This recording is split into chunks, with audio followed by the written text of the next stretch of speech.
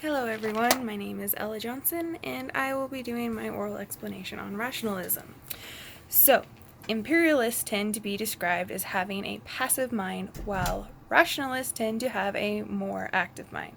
So people who are rationalists will add something to things they learn rather than putting them in a box and just storing them to memory. In a sense, rationalism has more of a touchy-feely way of looking at knowledge, meaning they not only wanted to gain knowledge, but they also wanted to know the big picture, why it is the way it is. Imperialists seem to portray it, if you do not experience it, then it cannot exist. So they were more of like a computer.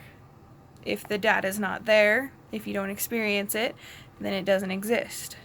So the computer will malfunction.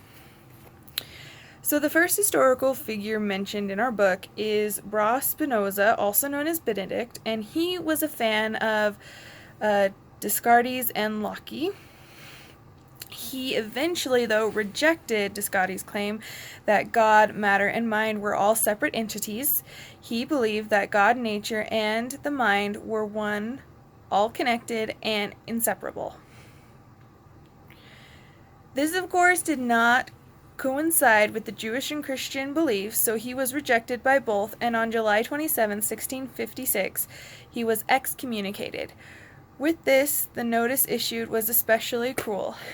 I want to read you, it's from the book. It says, "We ordain that no one may communicate with him verbally or in writing, nor show him any favor, nor stay under the same roof with him, nor be within 4 cubits of him, nor read anything composed or written by him." So, eventually, he was kicked out and banished from his hometown of Amsterdam. But eventually he came back and supported himself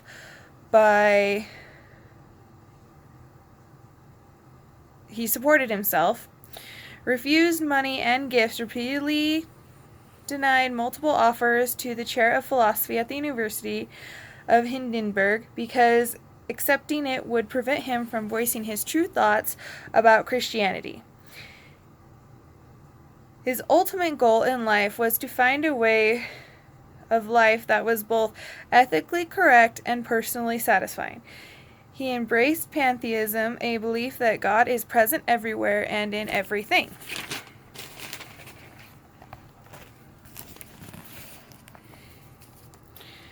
Next, I want to talk about Nicolas de Malebranche, who was a mystically oriented priest who also accepted Descartes' separation of the mind and body, but disagreed with his explanation for how the two interacted. Malebranche said that God is a go-between for the mind and the body. For example, if the mind wants to move an arm or any body part, God is aware of this and then does an action that makes the body move. So there is no connection between mind and body, but the will of God. This concept is known as occasionalism.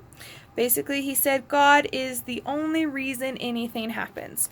So you can see how later on this was not really well accepted. Next we have Gottfried Wilhelm von Leibniz, was a very interesting person who tried to get the gap between God, religion, and science to disappear, or at least shrink. He tried to reconcile the new scientific discoveries with the traditional belief in God. He, with a very advanced microscope, found that life exists everywhere, and that the universe is made of an infinite number of little units called monads, right? Yeah, monads. He basically discovered something like a living atom.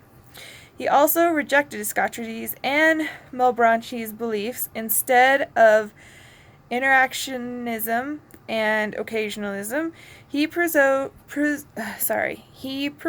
a psychophysical parallelism based on the notion of pure established harmony.